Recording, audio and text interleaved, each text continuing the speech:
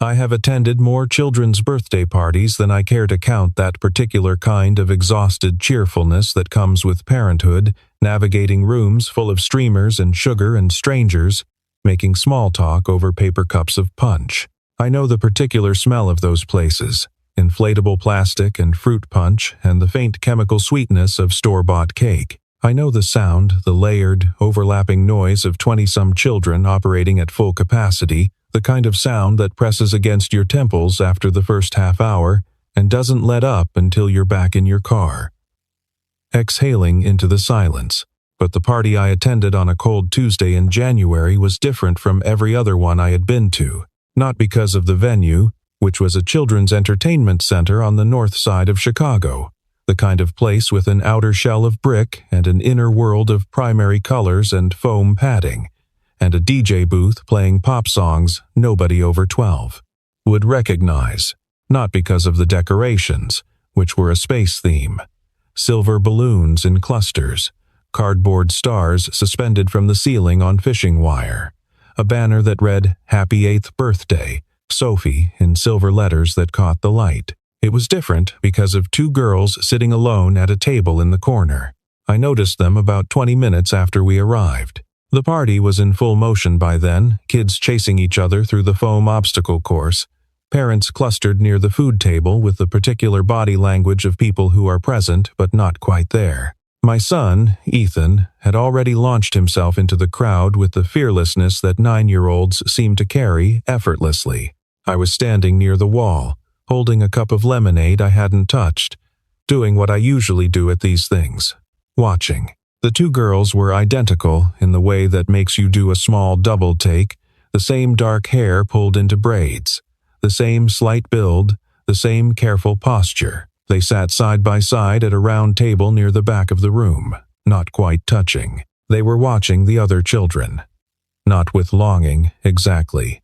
More with the focused attention of people who have learned to watch because watching is what's available to them. They weren't crying.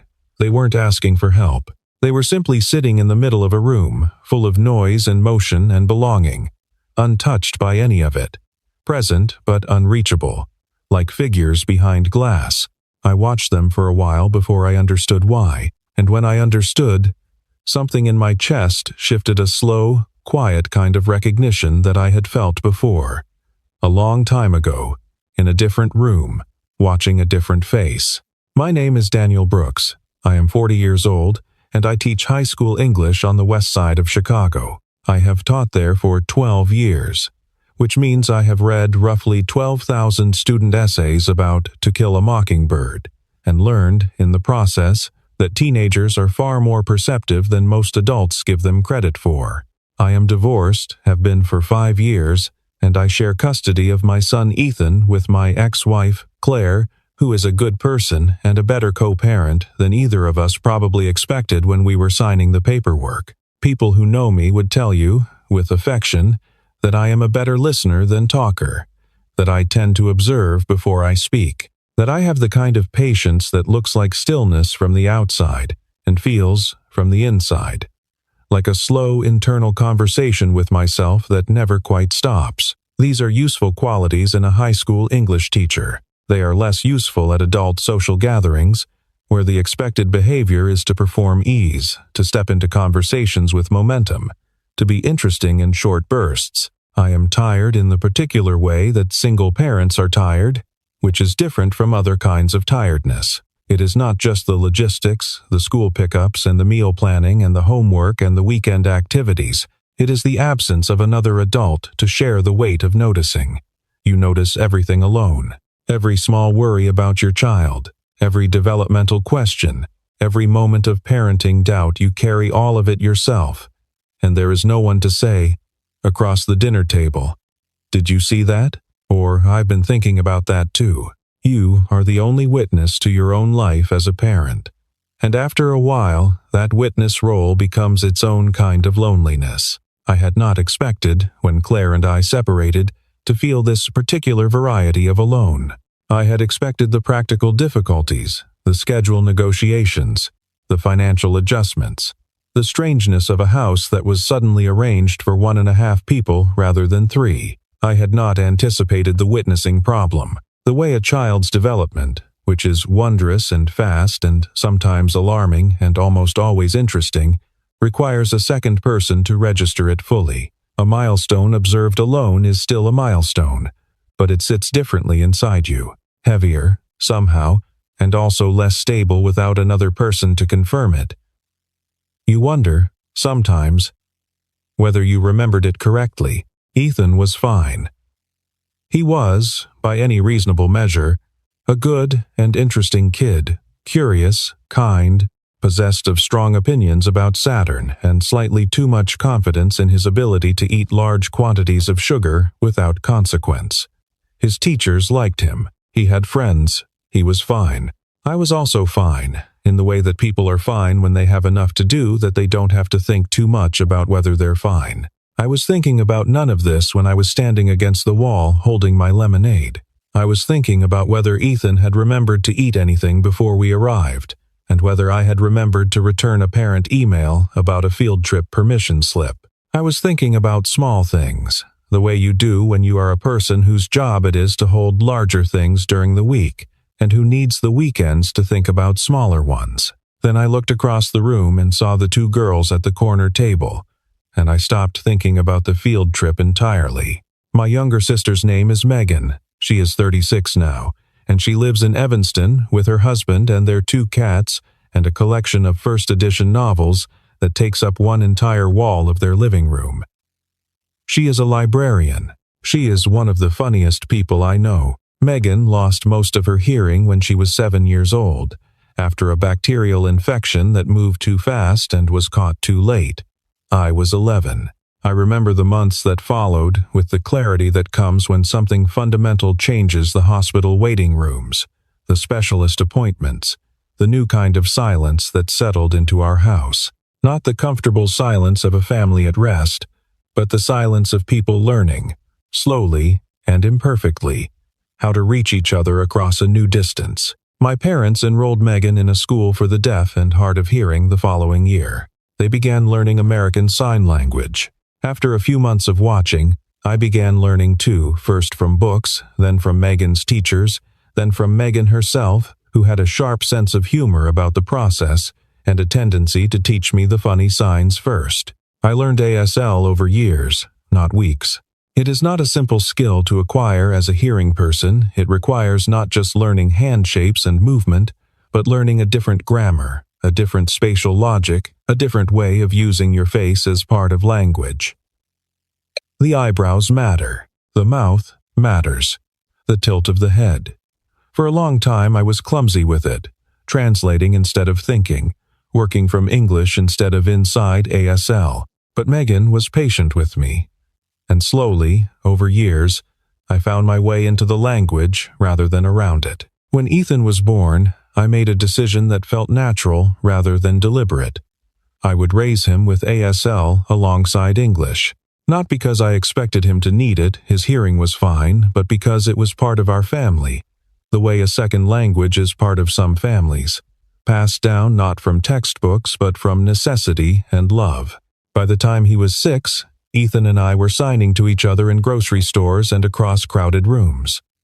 By the time he was 8, he could hold a real conversation.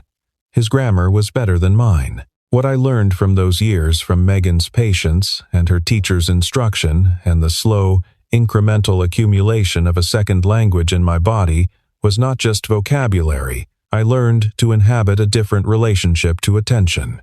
In spoken conversation, I had always been a half-listener, the way most hearing people are, receiving words but also thinking about what comes next, letting the rhythm of the other person's speech carry me forward without requiring me to be fully present. ASL does not permit this.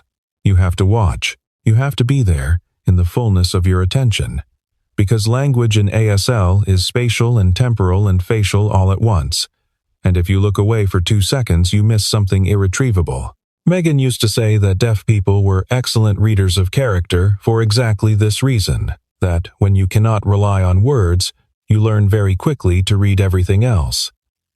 The micro-expressions, the body language, the gap between what someone's hands say and what their face says underneath it. She could tell, she claimed, within the first 60 seconds of meeting a person, whether they were someone she wanted to spend time with. I always thought she was exaggerating. Over the years, I came to believe she was not. I passed this to Ethan, imperfectly and incompletely. The way you pass anything to a child, not through instruction so much as through immersion, through proximity, through making a thing so normal that the child grows up not knowing it is unusual. By the time he was 7, he thought of signing the way he thought of reading, as something people did, because communication is something people do and there are different ways to do it. It is strange, in retrospect, to think about how much of who I am was shaped by that period, the years of learning to communicate differently, to pay attention to things that most hearing people don't notice, the way a face can carry an entire sentence, the way silence, in the deaf community, is not emptiness, but space. I learned to read people differently because of Megan. I learned to watch. I was watching now. Ethan found me near the wall about 45 minutes into the party. He was flushed from running and holding half a piece of space-themed cake on a paper plate, and he followed my eye line across the room to the corner table. He watched the 2 girls for a moment. Then he looked at me. "Dad," he said quietly. "Are they deaf?" I looked more carefully. The girls were signing to each other small, private exchanges, hands close to their bodies, faces doing the grammar that hands alone can't carry. It was subtle enough that most people in the room probably hadn't registered what they were seeing, if they'd looked at all. "I think so," I said. Ethan was quiet for a moment. He took a bite of his cake and chewed it thoughtfully. I know that expression on his face, the one that means he is working something out. I, meanwhile, was working something out of my own. The reasonable thing, the unobtrusive thing, was to stay where I was. These were not my children. I didn't know their family. Walking over, uninvited, to a table where 2 children were sitting quietly was the kind of thing that could be misread, and I was aware of that. Adults don't typically approach other people's children at parties without some clear social prompt, an introduction, a connection, a reason. But I kept thinking about my sister, about the family parties when she was a teenager and I was in college, the way she would sit at the edges of gatherings, watching conversations she couldn't access, waiting for someone to make the effort to bridge the distance. The way her face looked in those moments.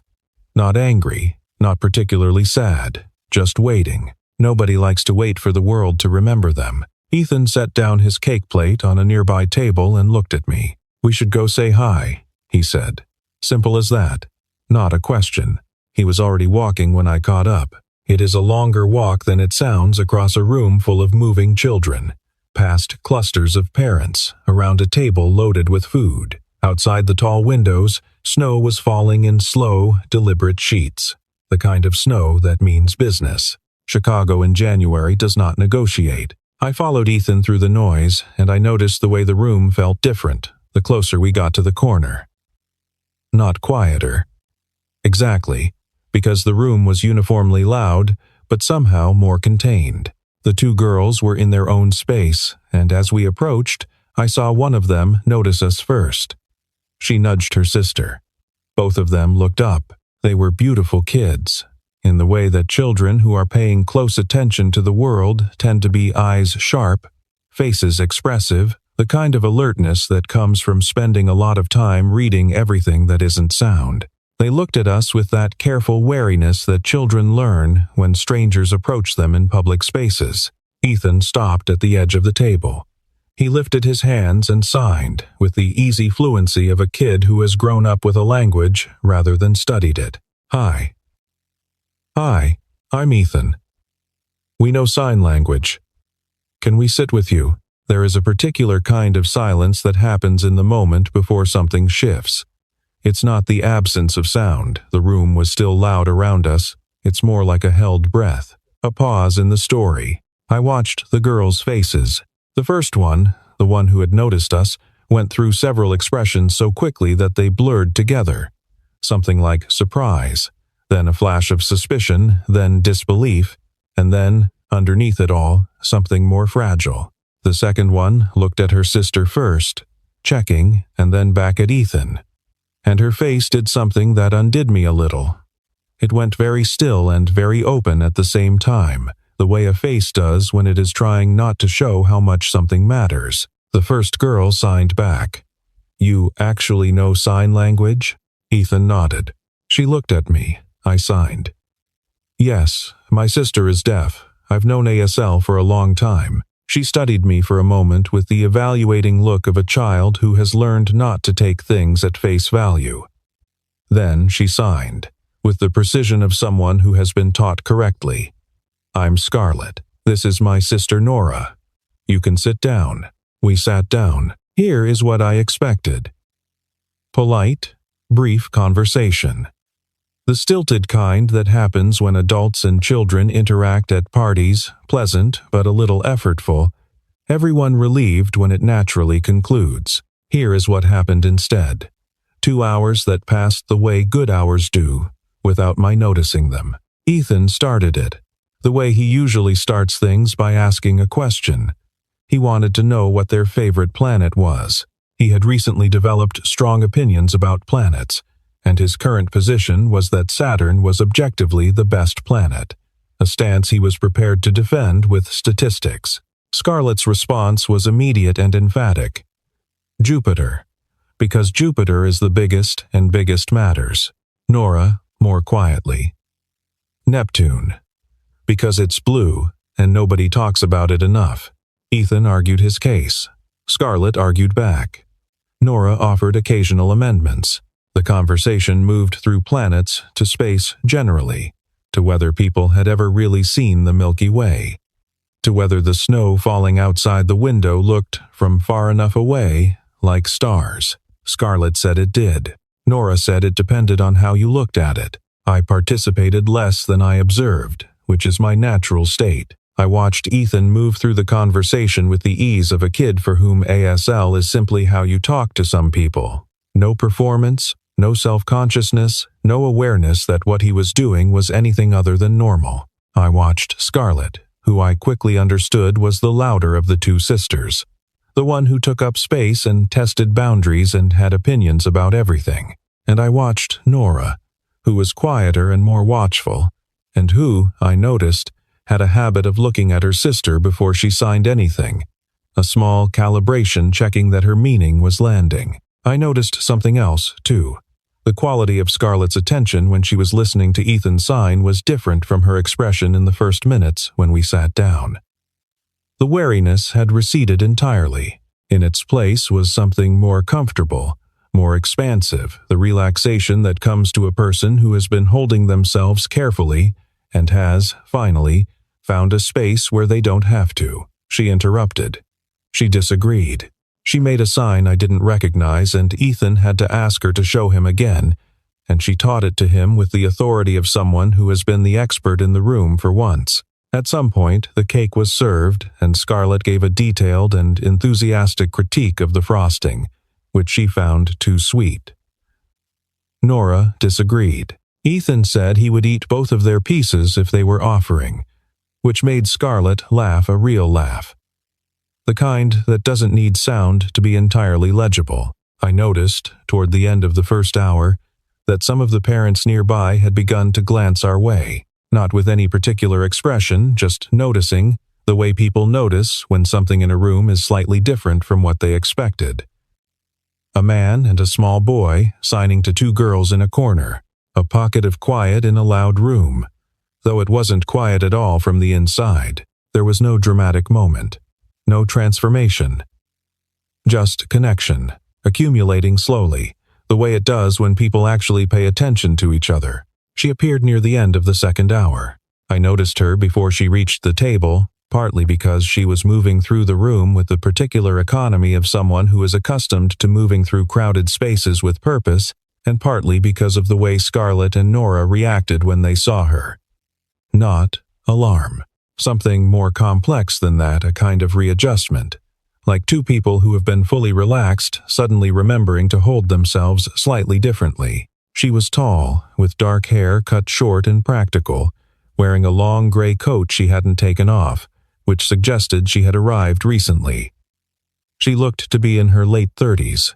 Her face was composed in a way that could have been calm or could have been controlled. It was difficult to tell which from a distance. She stopped at the edge of the table and looked at the four of us with an expression I couldn't immediately read. Her eyes went to her daughters first, checking some rapid parental calculation of safety and well-being, and then to Ethan, and then to me. I started to say something, some version of a polite introduction, but she spoke first. "I'm their mom," she said. Not, "I'm so-and-so," not an extended hand, just that a statement of position and a slight question underneath it. "Daniel Brooks?" I said.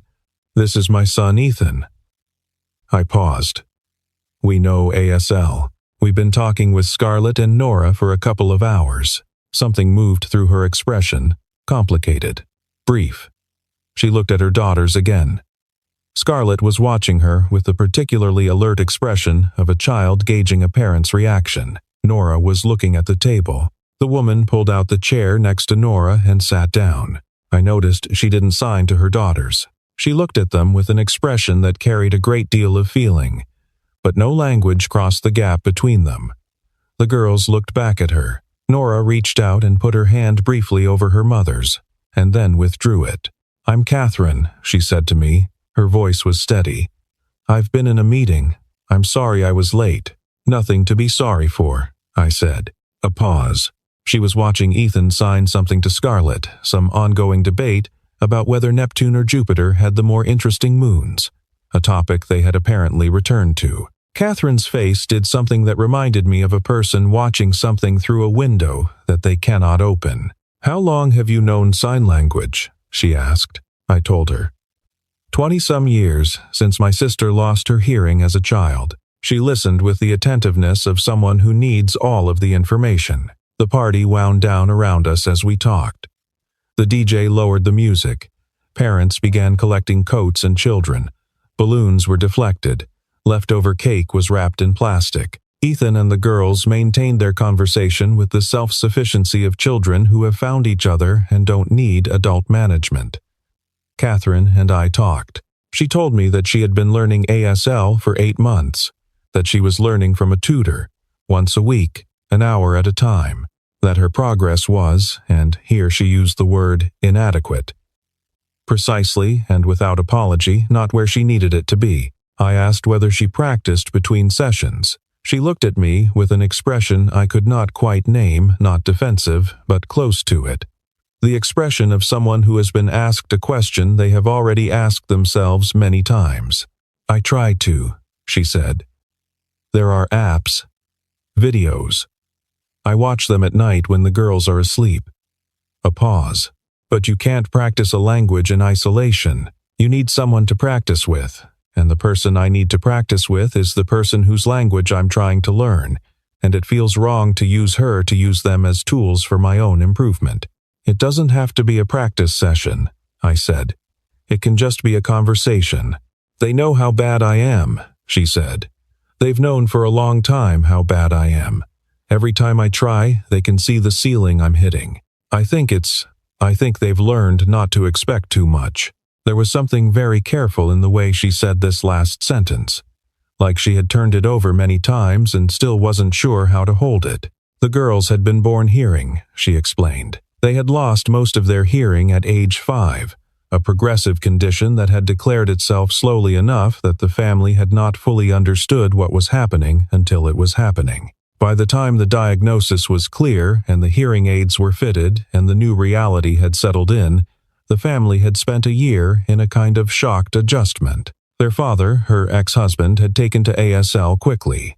He had a facility for languages that she had always envied, a brain that absorbed structure rapidly and reproduced it accurately. Within a year of the girl's diagnosis, he was conversational. Within 2, he was fluent enough to be a real communicative partner for his daughters. The divorce, 3 years later, had been civil and practical and had rearranged everything. The girls lived primarily with Catherine now. Their father was present, but not daily. The bridge he had built, the language he had made his own, was available to them 2 weekends a month and on alternating holidays. "The rest of the time," Catherine said, "they have me, and I am still learning the grammar."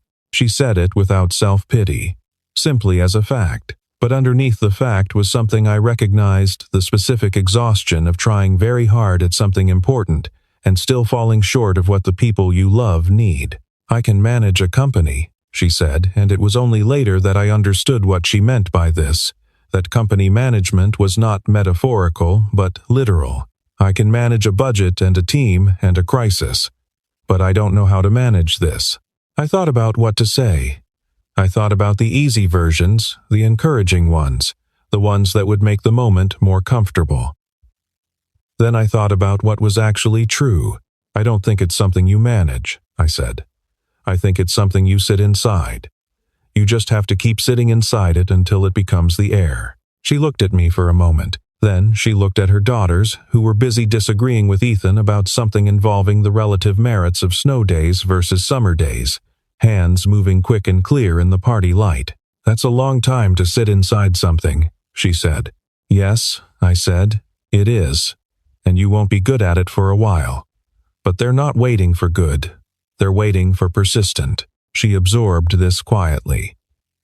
Outside the windows, the snow had thickened. The city beyond was soft and muted, all its hard edges buried. Before we left the party that evening, Ethan did something without being asked. He turned to Catherine, who had been watching the conversation between him and the girls with that same window glass expression, and he signed, slowly and clearly. "Would you like to learn one sign before we go?" Catherine looked at him. Something in her face shifted, a very small shift, barely visible, like a door opening an inch. "Yes," she said. Ethan showed her the sign for "I love you," the one that isn't the formal, two-handed sign but the informal one. The pinky and forefinger and thumb extended, the middle fingers folded. The one deaf communities use casually, the one that fits in the middle of a sentence without stopping it. Catherine tried it. Her hand was uncertain, her fingers stiff with the unfamiliarity of being asked to mean something they had never meant before. She tried again. Ethan adjusted her thumb gently, with the patient authority of a kid who knows more than the adult and is kind about it. Nora, who had been watching, signed something to Scarlett. Scarlett looked at her mother and signed. "She's really trying." It was not a dramatic moment.